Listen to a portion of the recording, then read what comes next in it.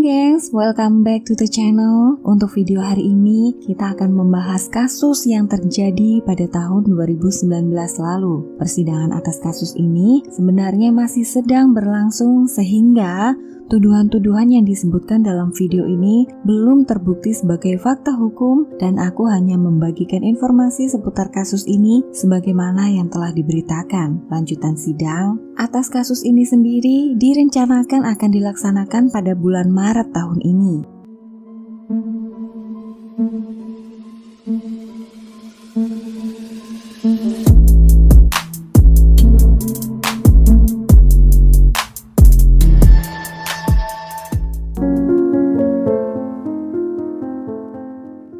Cerita diawali dengan seorang single parent yang bernama Lisa Snyder. Dia berusia 36 tahun dan tinggal di kota Campton, negara bagian Pennsylvania, Amerika Serikat.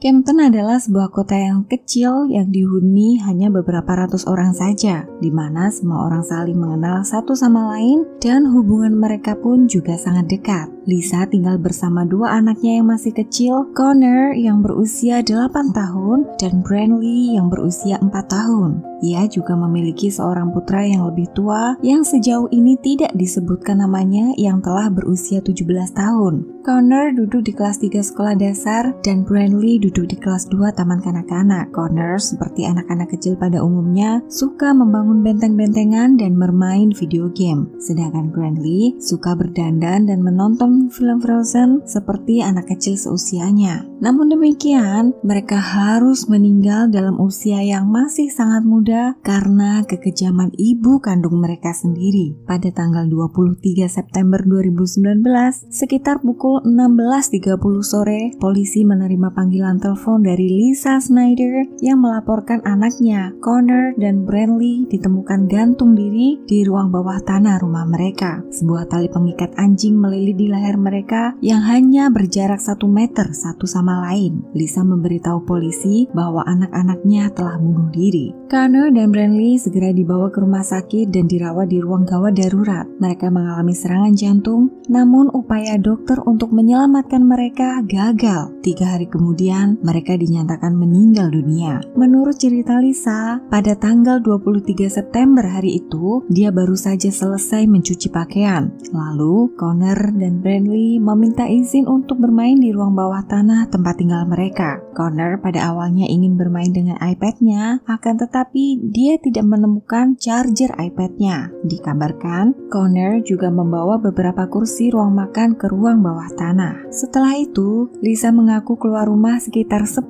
menit untuk merokok dan membawa anjingnya berjalan-jalan. Pada saat dia kembali ke rumah, Lisa langsung mencari anak-anaknya untuk menawarkan makan malam dan pada saat itulah dia menemukan pemandangan yang mengerikan di ruang bawah tanah rumah mereka. Menurut Lisa, dia telah mencoba menolong anak-anaknya. Walaupun berat Brantley hanya sekitar 18 kilo, namun Lisa mengatakan bahwa ketika kegelisahan meningkat, tangannya mulai berkeringat dan tidak dapat melepaskan ikatan tali di leher mereka. Sedangkan berat Connor sekitar 68 kilo, sehingga sulit untuk Lisa dapat mengangkatnya. Lalu Lisa bergegas ke lantai atas dan menelpon polisi. Tetapi setelah menelpon, Lisa tidak pernah kembali ke ruang bawah tanah dan ini yang membingungkan. Normalnya, jika seorang ibu menemukan anak-anaknya tergantung di ruang bawah tanah, bukankah seharusnya dia berusaha sekuat tenaga untuk menyelamatkan anak-anak mereka? Mungkin bisa dimengerti jika memang sulit untuk mengangkat anaknya yang berat badannya lebih banyak. Tetapi bagaimana mungkin dia hanya menelpon dan menunggu polisi tanpa melakukan apapun? Menurut polisi, anak-anak seusia itu biasanya tidak mempunyai kecenderungan untuk bunuh diri. Jadi jelas menjadi tanda tanya besar, bagaimana mungkin semua ini bisa terjadi? Setelah polisi memperoleh surat perintah penggeledahan, mereka menyita beberapa barang sebagai barang bukti antara lain tali pengikat anjing yang berkekuatan 110 kilo yang dipakai untuk gantung diri, 2 kursi yang ditemukan di ruang bawah tanah, 2 ponsel, komputer, Xbox, dan iPad yang sering digunakan oleh Connor dan Brantley. Berdasarkan hasil rekaman CCTV sekolah, polisi telah memastikan bahwa Connor tidak menunjukkan tanda-tanda kegelisahan atau kesedihan pada hari-hari menjelang kematiannya, dan dia kelihatan normal serta ceria seperti hari biasanya. Namun tidak demikian menurut Lisa. Lisa mengatakan bahwa Connor sering diintimidasi di sekolah karena berat badannya yang berlebihan, dan dia suka mengeluh kepadanya bahwa dia ingin mati saja. Menurut Lisa, Connor sangat benci pergi ke sekolah karena anak-anak lain suka menghina dan berbuat jahat kepadanya. Dia sering pulang ke rumah dalam keadaan sangat marah. Lisa juga mengungkapkan bahwa Connor sering berpuasa menahan lapar dan telah kehilangan berat badan sekitar 10 kg sejak tahun ajaran sekolah dimulai. Lisa mengatakan bahwa Connor pernah mencoba bunuh diri sebelumnya. Dia mengaku telah berbicara dengan Connor dan menasihatinya agar datang kepadanya setiap kali dia memiliki masalah. Menurut Lisa, Connor pernah mengatakan padanya bahwa dia ingin bunuh diri tapi takut melakukannya sendiri. Pernyataan ini menimbulkan pemikiran bahwa mungkin Connor telah membunuh adik perempuannya terlebih dahulu sebelum akhirnya dia gantung diri, sehingga dia tidak harus melakukan perbuatan bunuh diri itu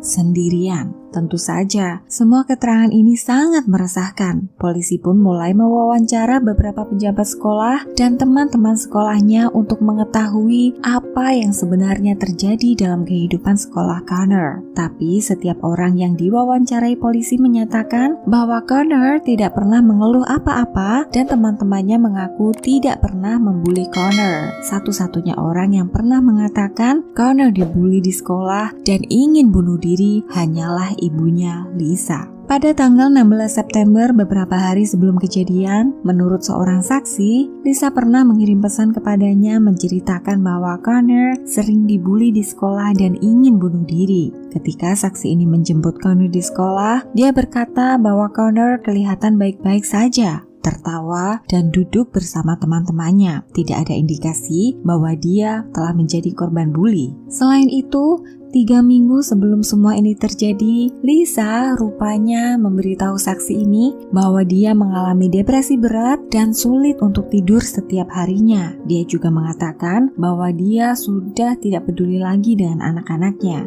Dan ini bukan kali pertama. Pada tahun 2014, pengasuhan atas Connor dan Brantley pernah diambil alih oleh Departemen Sosial dan Perlindungan Anak dan dikembalikan lagi pada pengawasan ibunya pada bulan Februari 2015. Namun, detail informasi mengenai apa yang sebenarnya terjadi waktu itu tidak didapatkan. Polisi juga mendapatkan kesaksian yang masih dirahasiakan sumbernya, yang kemungkinan besar kesaksian ini adalah dari anak Lisa yang berusia 17 tahun yang memang tinggal di rumah itu. Menurut kesaksian tersebut, Connor dan Brantley hampir tidak pernah bermain di ruang bawah tanah dan selalu bermain di ruang tamu. Dan satu-satunya saat saksi itu melihat kedua anak itu bermain di ruang bawah tanah adalah sekitar Natal tahun sebelumnya. Seorang terapis sekolah mengatakan kepada polisi bahwa Connor sebenarnya sedang menjalani terapi karena keterampilan motorik dan penglihatannya di bawah rata-rata. Dia tampaknya memiliki koordinasi tangan, mata yang rendah dan mempunyai masalah dengan ketangkasan saat menggunakan jari-jarinya. Oleh karena itu, dia percaya bahwa Connor akan kesulitan mengikat sendiri tali pengikat anjing di balok penyangga ruang bawah tanah untuk bunuh diri. Dengan adanya informasi seperti ini, jadi bagaimana mungkin dia bisa mengikat tali untuk Connor juga adiknya dalam waktu yang sangat singkat? Karena pada saat Lisa melihat mereka turun dan Lisa pergi keluar untuk merokok, sepertinya bukanlah waktu yang lama. Pada tanggal 30 September, otopsi pun dilakukan untuk mengetahui penyebab kematian Connor dan Brantley. Hasil otopsi menyatakan bahwa penyebab kematian mereka berdua adalah karena gantung diri. Tidak ditemukan bukti adanya obat-obatan atau apapun dalam tubuh mereka. Polisi kemudian menemukan petunjuk yang penting yang mengarah pada keterlibatan Lisa dalam pembunuhan kedua anaknya. Pada saat pemeriksaan histori penelusuran Lisa di internet, selama selama tanggal 17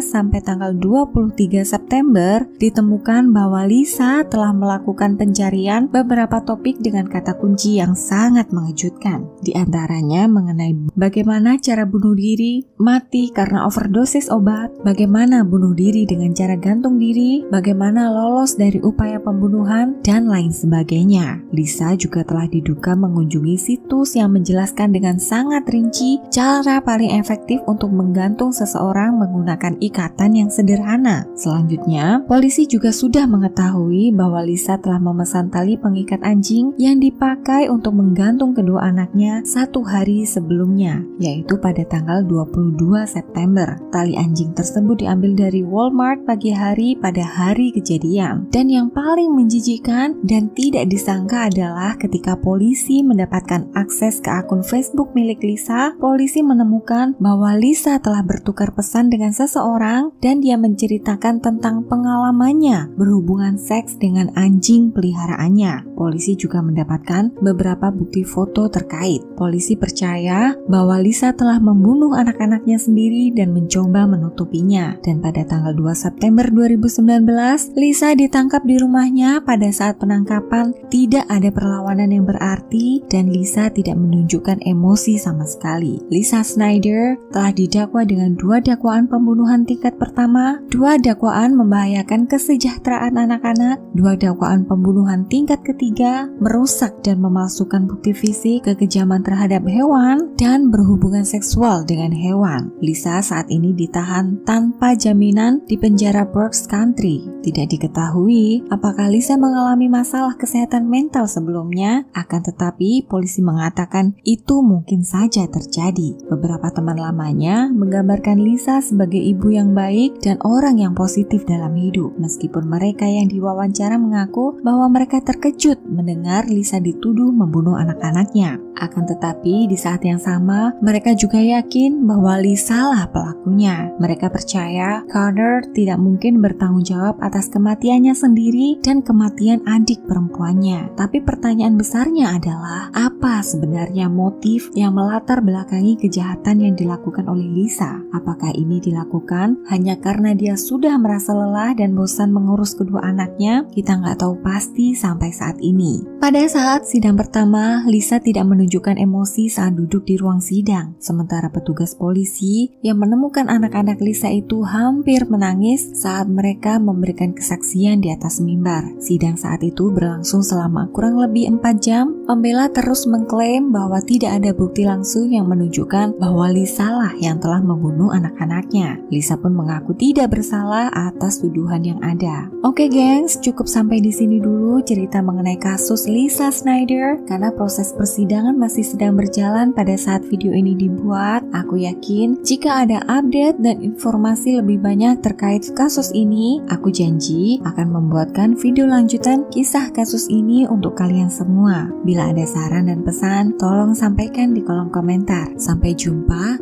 di video selanjutnya.